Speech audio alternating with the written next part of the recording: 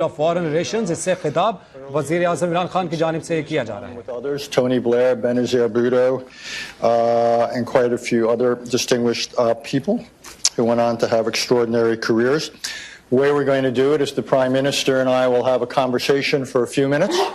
Bless you, somebody. And then we will open it up to you, to the members, for questions. Prime Minister also, I should say, has a packed schedule.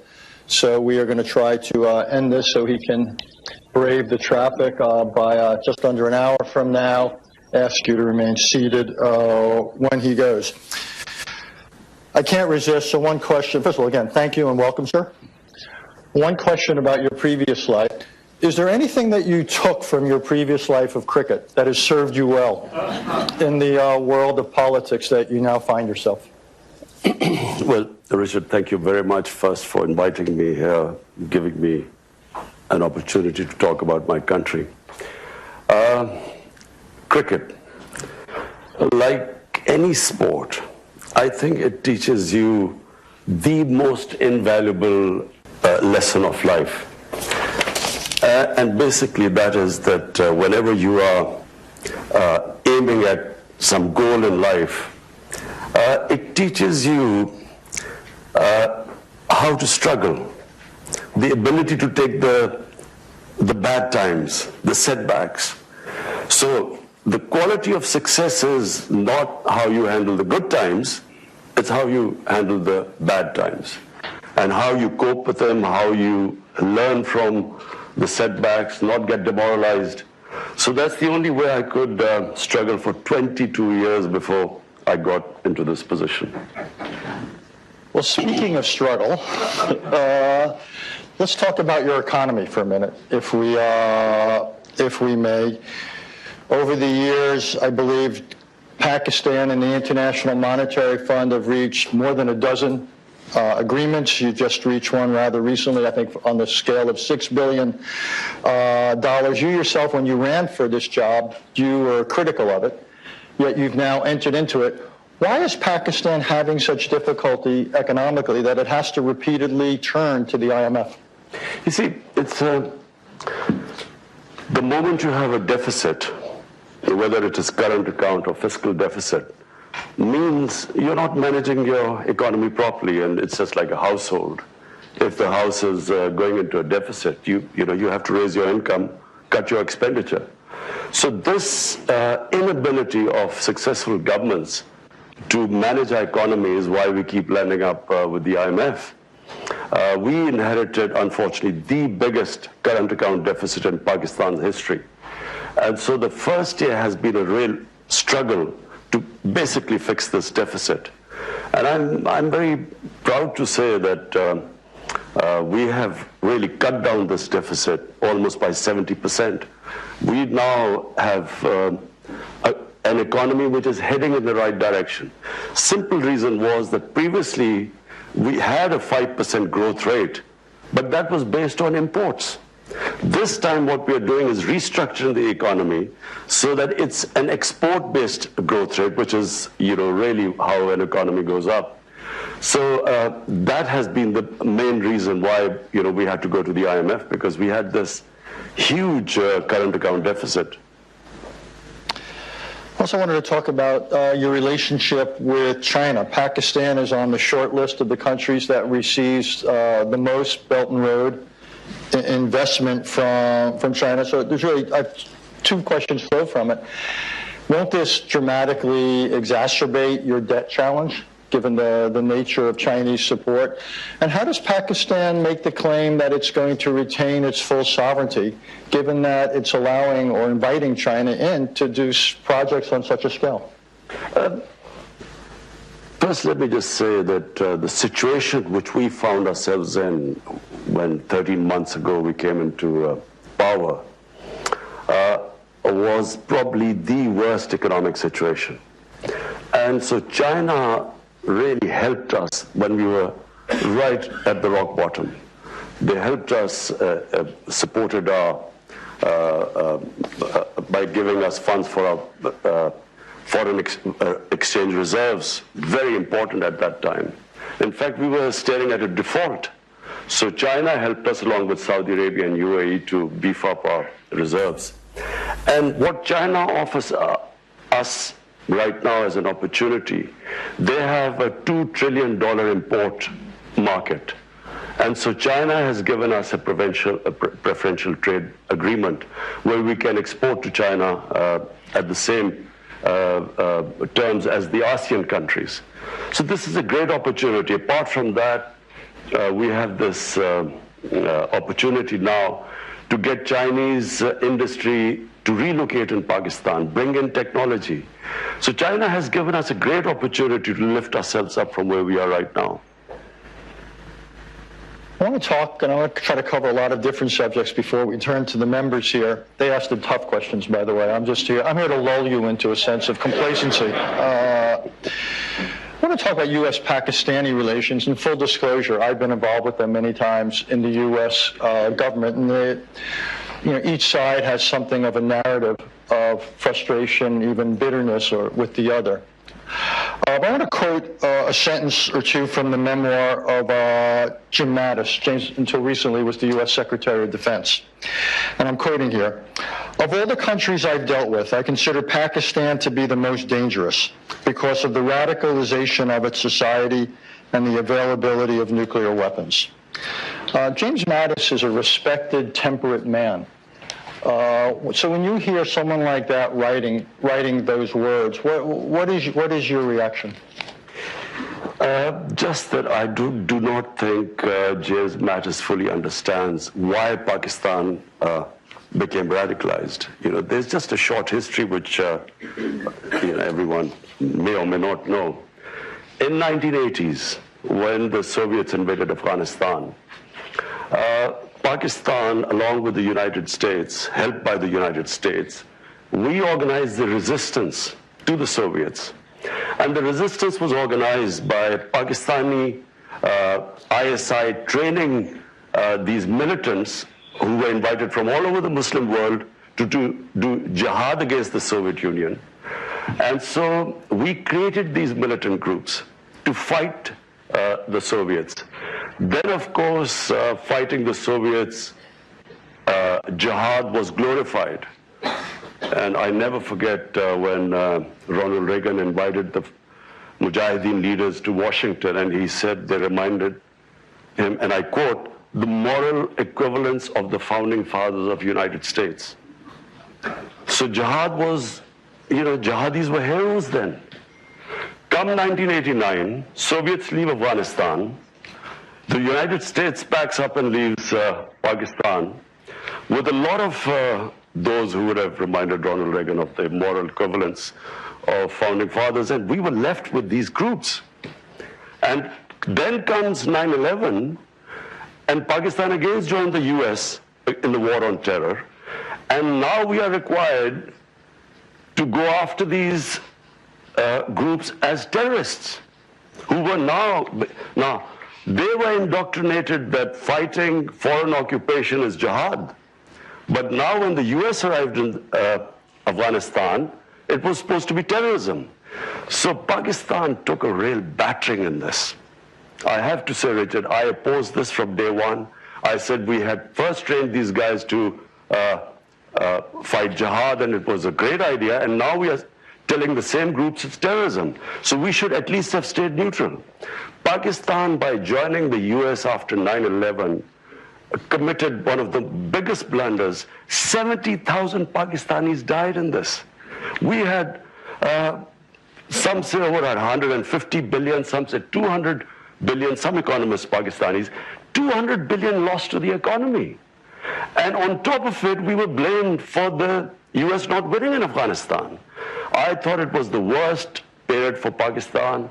The lessons learned now, I think the Pakistan government should not have pledged what they could not deliver. How could they deliver? There were insider attacks in the Pakistan army. The groups that were close to the Pakistan army, the army was now trying to kill them. So, in a nutshell, when Mattis says Pakistan was the most radicalized state, this is why we were. First we create these jihadis, and then we try and kill them, who then turn against the state.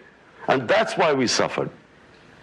Isn't, though, the criticism fair that you are partially responsible for our difficulties in Afghanistan because Pakistan continues to accord sanctuary, provide sanctuary to the Taliban, and even if you can't always succeed against radicals who are on your territory, it seems to me it's totally legitimate for the United States to expect 100% effort. And at times we have argued, and we would argue, that the effort is anything but 100%. You know, look, here was someone who kept saying that there's never going to be a military solution in Afghanistan. I kept telling Pakistan government whenever I had a chance. I came here in 2008. President Obama had not taken office. I spoke to senior Democrats. I told them that there will never be a military solution in Afghanistan, simply because I have read the history of Afghanistan. You just have to read the history. They fight each other. The moment a foreigner comes through, they all get together and the resistance starts. Started with the British, 3 times the British tried. The Soviets killed 1 million Afghans. They were still, the resistance was stronger after 1 million Afghans had been killed. So I kept trying to tell this. I tried to explain to, I remember meeting Joe Biden, John Kerry, Harry Reid. I tried to explain, and I realized they hadn't a clue. No one understood Afghanistan. The politicians didn't understand what was going on.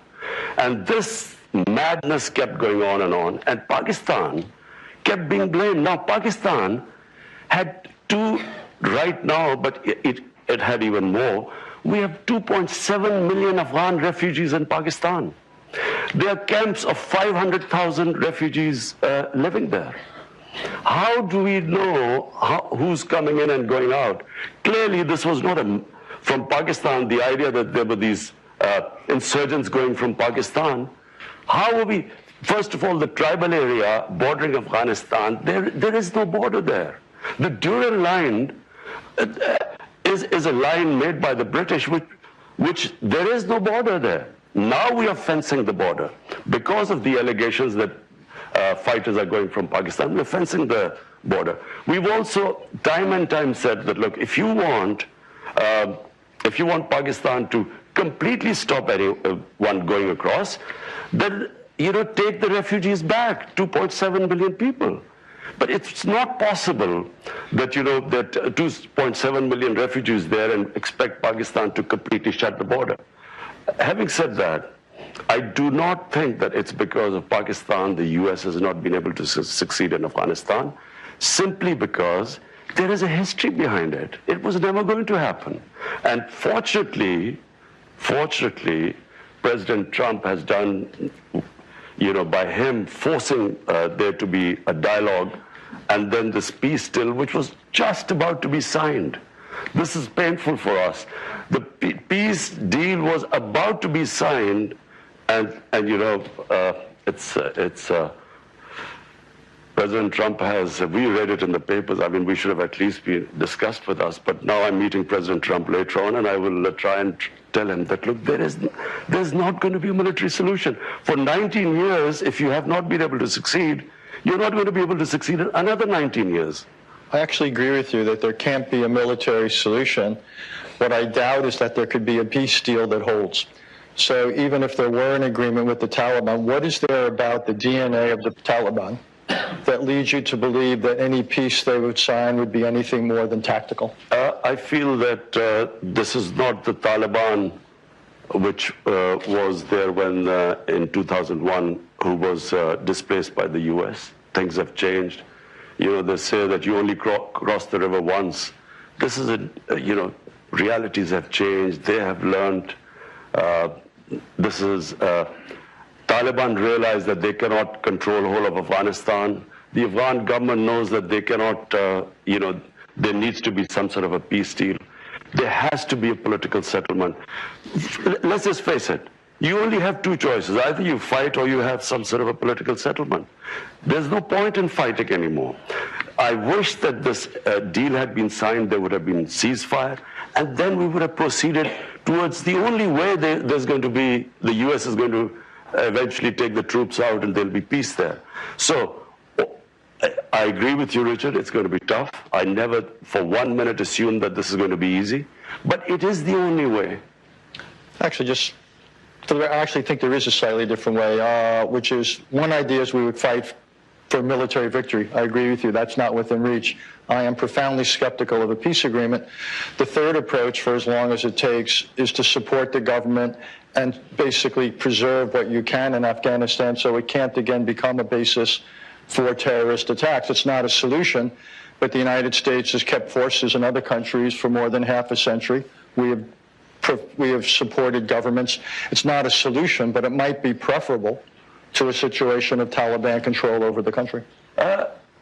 I don't think Taliban will be able to control the whole country. I think there will be a settlement. Look, people of Afghanistan have suffered for 40 years. I mean, it is inhuman what they're going through.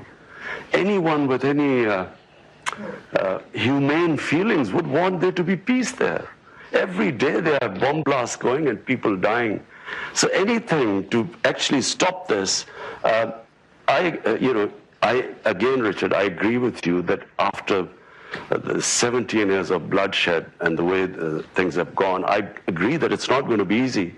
But I also don't think that if we go the other way, it'll be just more of the same.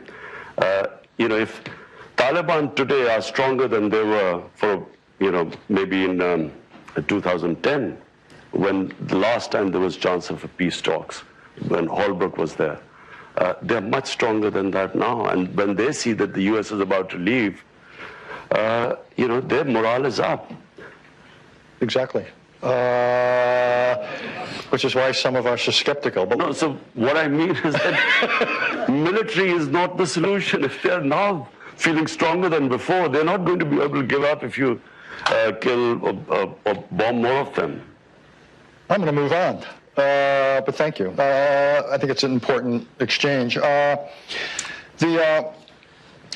bin Laden, when he was found and killed by American troops, he was just outside of your capital. Has there ever been a Pakistani investigation, a government investigation, as to how that could have happened? That he could have been living there for so long? There has been an investigation, but I don't know whether as far as I know, the Abbottabad Commission sat down, and I don't know what the conclusion was. But I can tell you one thing. You see, I again go back. The Pakistani army, ISI, trained Al-Qaeda and all these groups to fight in Afghanistan. There were always links between there had to be links because they trained them.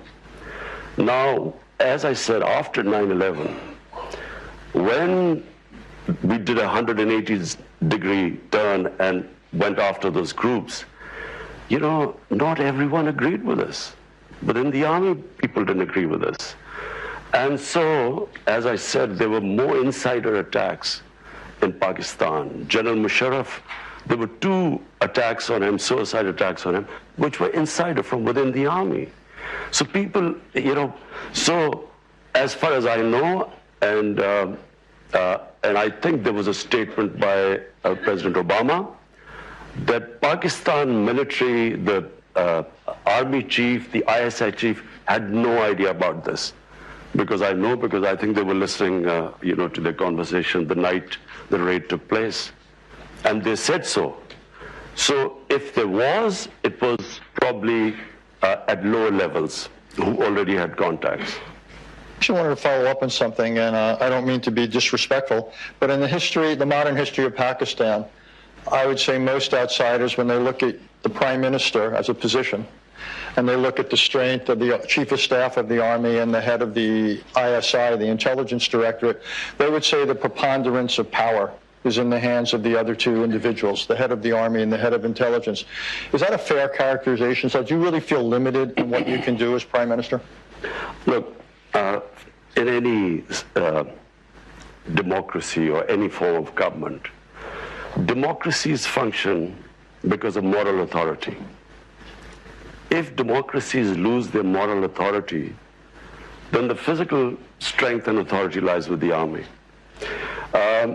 in our country, because space was given due to a lack of moral authority, because of corrupt governments, the army, naturally there's no vacuum, so it moved in.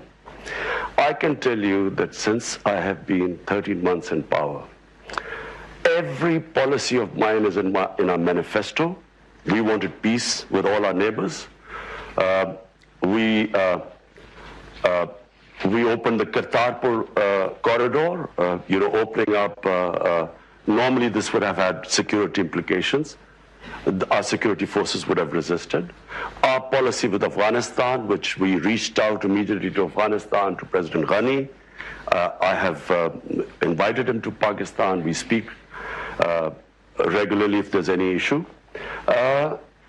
Every policy of my government, which was peace with our neighbors, has been backed by the Pakistan army. I'll even go further.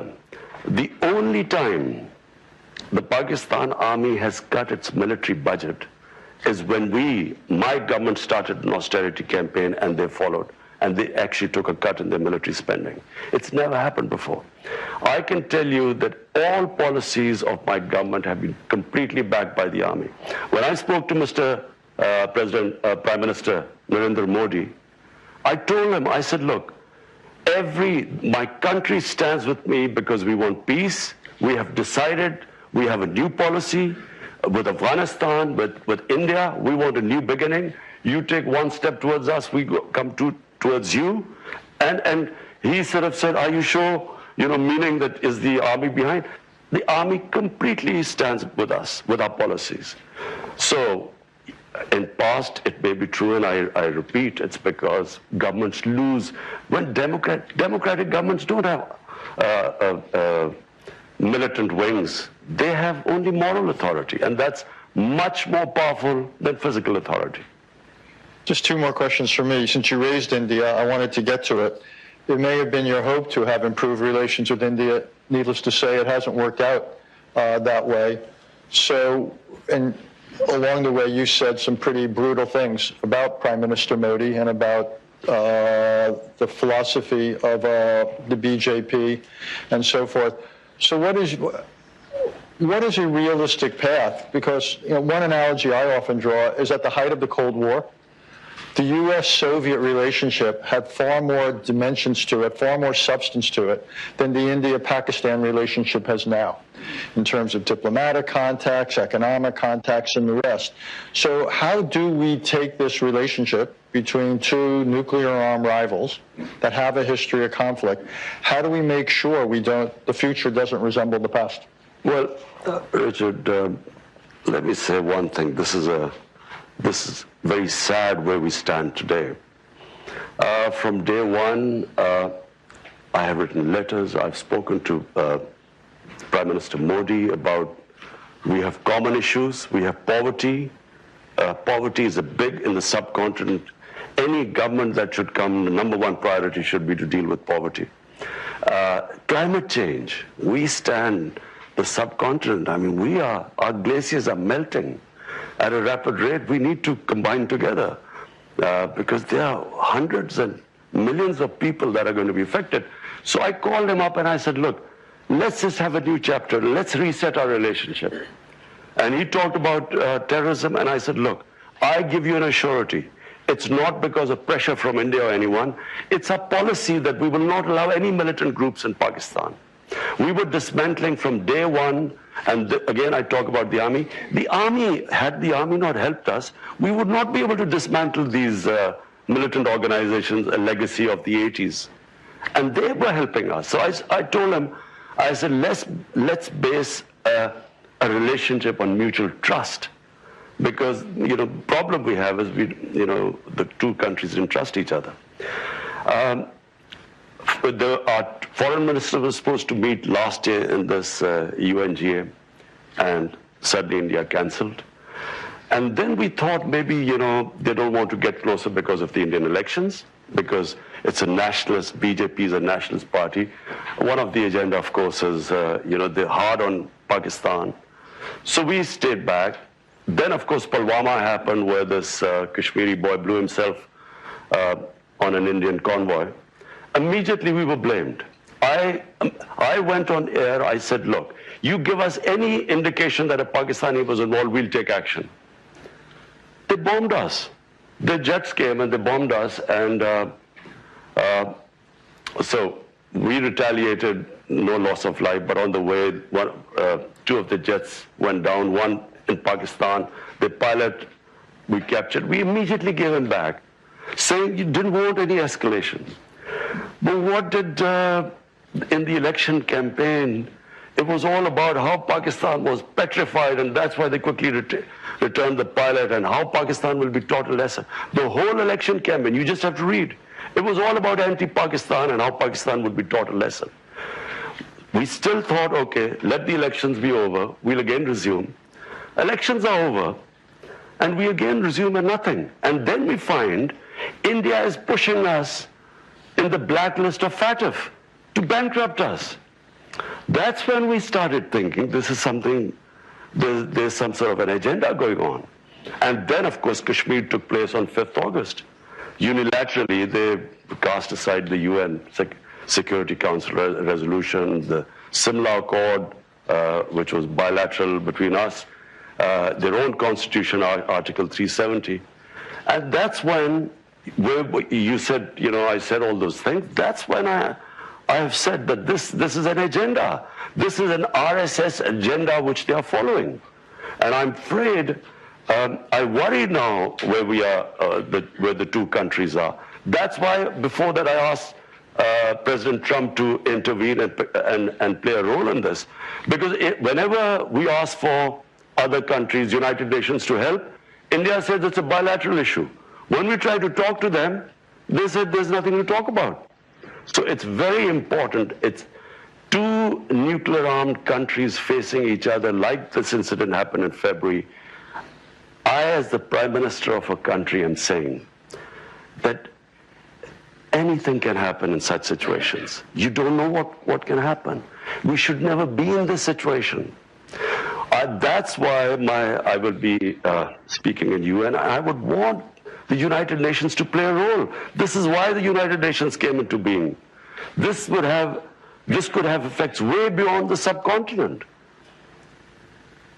Since India's tradition, not just this government, but other governments, has been not to accept third-party mediation, it seems to me it's beholden on India and Pakistan to essentially break this dynamic, which has obviously gotten worse after what's happened in Kashmir. Might it not make sense for Pakistan, and given where we began our conversation, you've got economic priorities and the rest, the last thing you need is a worsening strategic situation in South Asia. Might it not make sense for Pakistan to think of a way of at least reestablishing some sort of an opening for diplomacy? Richard, look at the situation right now. There are 8 million Kashmiris for 50 days have been shut inside. 50 days, 900,000 Indian troops have shut in their homes 8 million Kashmiris. How am I going to talk about what? And unilaterally they have reneged on international laws. This was a disputed territory, Kashmir, between Pakistan and India. The United Nations, the Security Council, had given the people of Kashmir the right of self-determination, which was never given to them. Now, how do we start talking to anyone? How can we speak to India?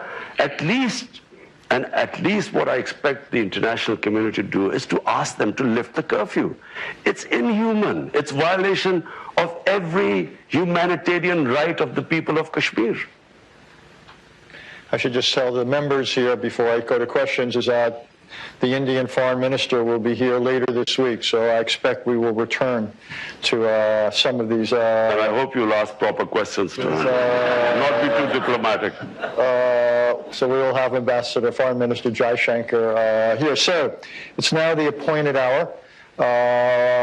Remember, this is on the record, and please, the shorter the questions are, the more succinct, the more we can get in. Mickey, you had your hand up.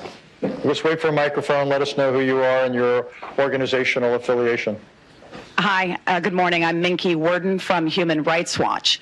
Our discussion today has proceeded without any mention of rights for 150 million women and girls in Pakistan.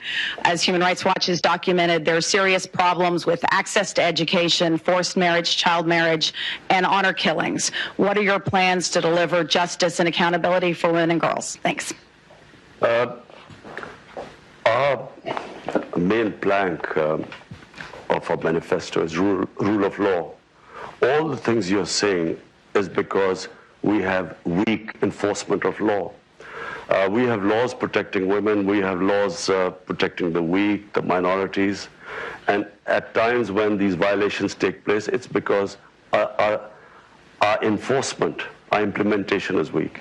But I can tell you right now, 13 months, we have taken steps to protect our minorities. We have taken steps to protect the worship places of the minorities. The initiative which we have taken with the Sikh community is opening up the Kartarpur corridor is unprecedented. We are now in the process of restoring places of worship because Pakistan was also the center of Buddhist civilization. And also the Hindu shrines. So my concept of Pakistan is where our minorities are equal citizens. They have all their rights are protected.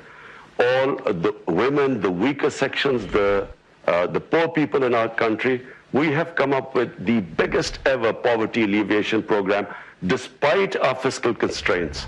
It is one of the, in our history, it's the biggest poverty alleviation campaign which we've started. So to sum it up, my idea of Pakistan is basically rule of law and not just protecting the weaker sections of the society, but also helping those areas of Pakistan that have stayed back, like FATA. FATA has merged with Pakistan for the first time with KP, and we have spend funds to rehabilitate the people of FATA because of the war on terror. Just so you understand, in the World Economic Forum report, Pakistan comes in literally second to last in terms of the gender gap. So is what you're saying that the challenge is to enforce existing laws, or do you really need new laws and new programs to help girls and women have opportunity? You don't need new laws, but you need special packages for those sections of the society which have been left behind, which includes, this program we have is one of the biggest, the most comprehensive program for women in rural areas to lift them out of poverty. Sure. Jeffrey. Jeff Laurenti. Mr. Prime Minister, following up on your answer just now, which broadened the aperture from women to the minorities in Pakistan, and Richard's earlier question about radicalization there, you have seen bombings of Shiite mosques in Quetta and elsewhere, the assassination of Governor Salman Taseer by an Islamic extremist, the capital death penalty case of Asia Bibi, who was finally allowed out of Pakistan for being a Christian who didn't entirely reverence the Prophet Muhammad, and you have publishers who are fearful of Islamist attacks and such. Is there any progress to be made on reforming those blasphemy laws, and how pervasive is the sense of the tiny minority of fundamentalists being able to employ violence in order to enforce religious conformity? And do you get help from elsewhere in the Muslim world, like Saudi Arabia, at being able to progress toward a more moderate Islam? Okay, first let me clear one thing. There is only one Islam. There's no such thing as moderate Islam or radical Islam. I even heard yesterday that there was this radical Islam. There is only one Islam. Islam, like all human communities, has its radicals, majority moderates, And then, of course, some lunatics who every human society has it. There you might have your racists. When I first went to England, there were these skinheads who would beat up people because of the color of their skin. So there is only one Islam, and the Islam we follow is the Islam of Prophet Muhammad sallallahu alaihi wasallam. And that Islam, according to the Prophet, all of us are born children of Adam, so we are all equal, regardless of our color of our skin. That Islam gave complete rights to minorities. In the state of Medina he created, a Jewish citizen wins a case against the Khalifa, the head of state. He loses a case against a Jewish citizen, which means that they were equal citizens if they could stand and win against the head of state. That's the Islam we follow. In my vision of Islam, all human beings, regardless of their religion, are equal. Now, if we have not been able to enforce our laws, it's because, unfortunately, we have ruling elites that have kept themselves above law. And when that happens, and Pakistan is not the only country like this. There are countries where you have sections of populations, the elites, above the law. And when that happens, there is no rule of law. Then might is right. So my party is called Tehreek-e-Insaf, Movement for Justice. And justice means justice for all human beings. In fact, for me, justice means for animals too. Because in the state of Medina, who we look up, for Muslims there is only one model, and that is the Prophet created the state of Medina.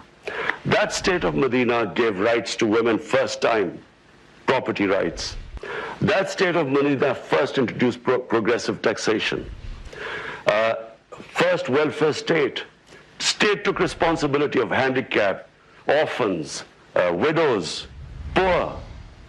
That state of Medina had rule of law. No one was above law. So, and as I quote, a Jewish citizen could win a case against the head of state. That's the state we want. That's the ideal we move to. Unfortunately, we are not close to that ideal, and this is why 13 months on the line, we have, at least what we have done is, no one would have touched the criminals who plundered our country. And no one would have been able to put them in jail because there was one law for the powerful and the other for the weak. So it's a process. It's not going to happen overnight, but this is my ideal. Yes, ma'am. Thank you very much, and thank you for your comments. My name is Rina Amiri. I'm from NYU, and I'm an Afghan American. And you're right that Afghans are tired of war. They desperately want peace. And they supported Ambassador Khalilzad's efforts. But it was a peace process that left them deeply anxious, and they felt it was imbalanced in favor of the Taliban and that it emboldened the Taliban.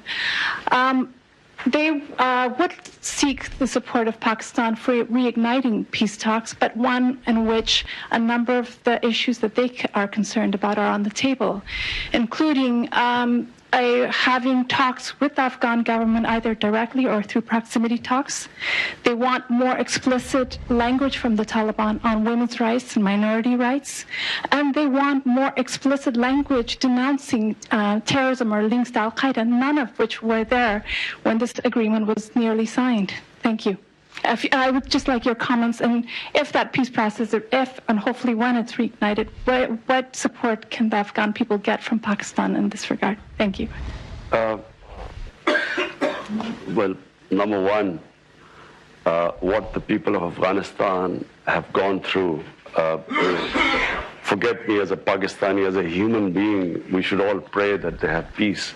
Because, you know, I've watched, you hear every day on a daily basis the sort of bloodshed that's going on. Now, I just repeat very quickly, there are only two ways right now. One is we keep going this way, which is military action, and I believe this will just keep going on. And because the Taliban, the moment they realize that the Americans already, they've cut the troops down, and if they think they're leaving, I mean, they're not going to give up, you know, with more military action. The other is peace talks. Now, peace talks Once they start, all this can be thrashed out. I honestly believe that this is not the Taliban of 2001. There's a lot of things that have happened, and I believe that they will be more accommodating. The Taliban delegation wanted to meet me. Problem was that the Afghan government did not want me to meet the Taliban delegation, so I did not meet them. But I told President Ghani, I said, look, if I meet them, I would try and convince them about all the things you're saying. And not only that, I would try and convince them that the Taliban must talk to the Afghan government. At the moment, they're only talking to the Americans. There are no direct talks between Taliban and the Afghan government. I would have tried my best. Because finally, I mean, yes, they've looked back in 2001 and that period, and they think that, the way Taliban behaved at the time, minorities and so on, with the attitude to women. But I think once the talk starts, I think all these things will eventually fall into place, because the people of Afghanistan, both sides, want peace right now. Jeffrey Rosen. Thank you. Jeffrey Rosen from Lazard. You described earlier the relationship with China that's been developing, an economic relationship. I'm curious how you reconcile that relationship with reports about the treatment by the Chinese of Muslim churches, Muslim mosques, the practice of Islam in China. Whether you're able to use this as the relationship as a means of pressuring the Chinese to perhaps relax in that treatment, and if not, whether you raise the risk of perhaps some of the more radical elements of Islam in Pakistan, acknowledging there's not radical Islams, but there are radical Islamic people who practice Islam who are radical, whether you run the risk of a reaction from them domestically, which could unsettle the country, your country. Particularly given what the Chinese are doing, with the Uyghurs. Look, with the Chinese, we have a special relationship, and it's the way China functions. Any of issues like these, we talk to them privately. We don't make public statements, because that's how China is. And I again repeat, China has come to a help when we were right at the rock bottom. So I would not publicly talk about it, but just, as someone who has taken over Pakistan 13 months ago, faced the biggest economic crisis, dealing with that. We have a problem in Afghanistan trying to settle that. We are worried about what would happen now with Iran and Saudi Arabia, the United States. That's the other border. So one border Iran, the other Afghanistan, and now with India. I think I've got enough on my plate right now. Wouldn't you say, Richard? What would you do if you were in my position? You'll probably have a heart attack by now. Unlikely. I would welcome that conversation. Listen, the only reason I can cope with these pressures is because, when you walk out on not a lot of you won't understand cricket, but imagine, you're walking out on a cricket field, there are 90,000 people in the stadium. You walk 70 yards down into the middle of the pitch, and the worry that you can be out first ball and you will have to walk all the way back with 90,000 people. So that takes character. It builds. So you are able to play under pressure once you cope with that, and that's the only way I have coped, and Richard, you would not have been able to. I'm telling you. Every golfer knows what it's like at the first tee when the crowds are there. Golf is a piece of cake compared to this. We could continue that, but I will show uncharacteristic discipline. Sure. Michelle Caruso-Cabrera, CNBC contributor, following on the conversation about China. Richard asked you very directly about maintaining your sovereignty in the face of so many Chinese loans, and you didn't answer it directly. You've talked about China coming in when you were rock bottom, but are you concerned about the trade-offs that that level of investment presents to Pakistan? Absolutely not. I mean, for instance, I mean, what would China, how would it impinge on our sovereignty? Maybe they would say don't have a good relationship with the US.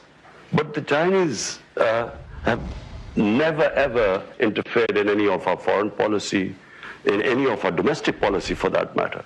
I think China sees Pakistan as the CPEC, this economic corridor and the Belt and Road Initiative. They see this as a great opportunity for them. I think China is one country which we can all learn from. Their main concentration has been on trade and wealth creation and lifting the standard of living of their people. What I admire about China the most, in 30 years they have taken 700 million people out of poverty. It's never been done in human history. And when I came, if you ask me what is the one thing I want in Pakistan, lift 100 million Pakistanis out of poverty. This is our main thing. So that's where we have learned a lot from China, how they tackle poverty in these last 30 years.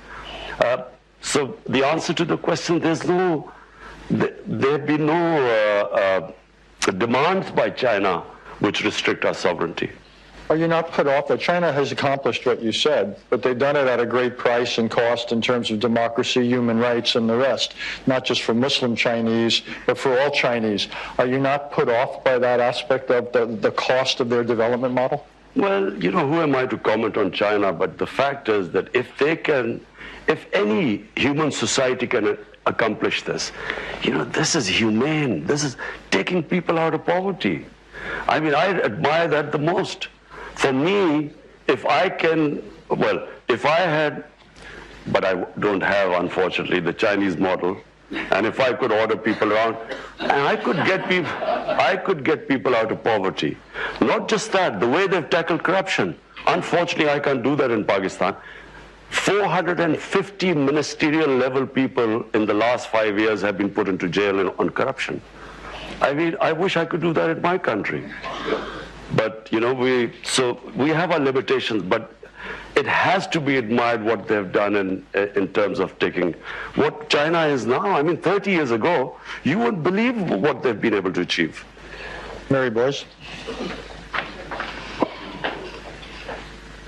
Mary Boyce Schiller.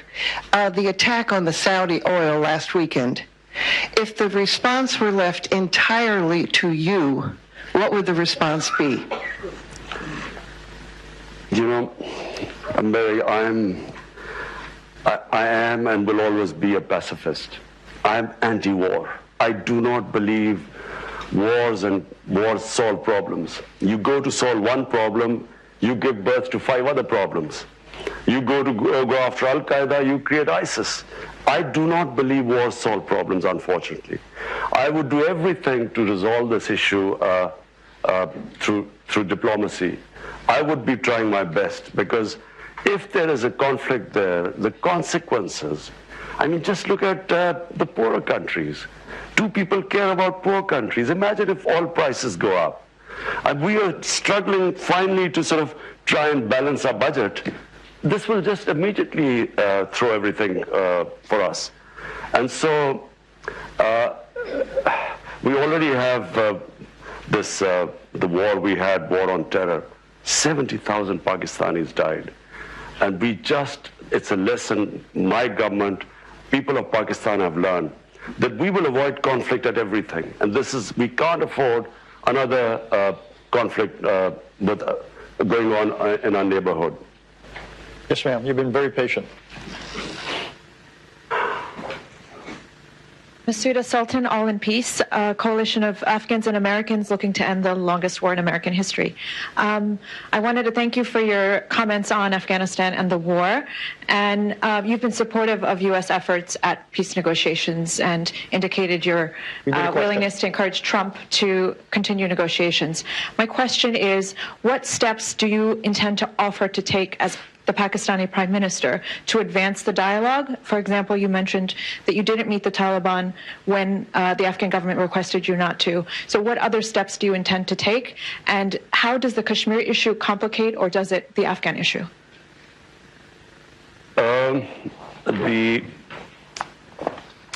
What I was planning to do was, this deal was about to be signed. The moment this deal was going to be signed, I would have met the Taliban leaders and I would have immediately made them sit with the Afghan government. So that was the last thing left. At the moment, the Taliban were only talking to the Americans.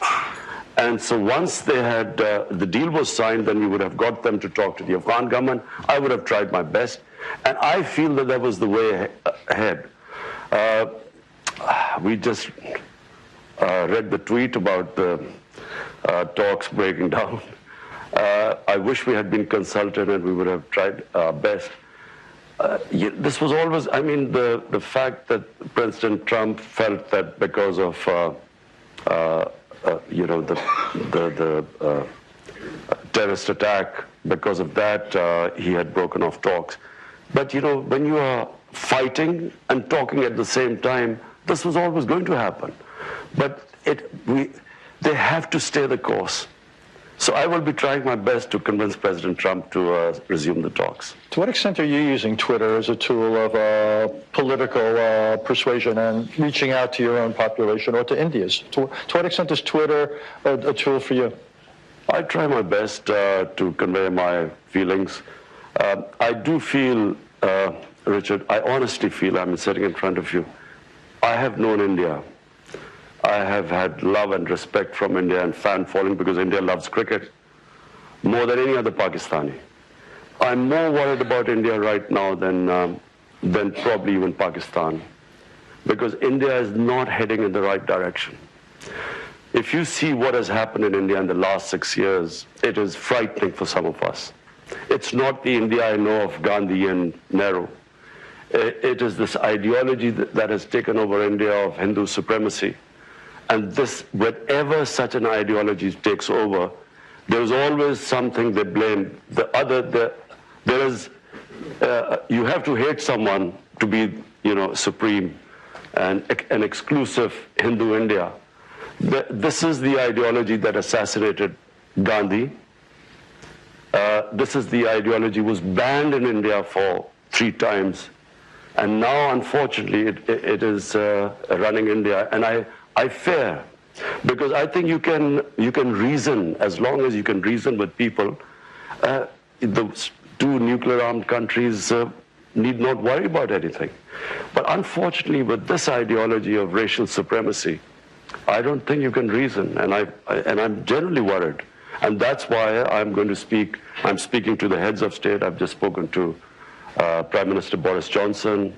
I will speak to Donald Trump. I will speak to other leaders. I will speak in the UN. I'll try my best that the world must intervene before this goes too far.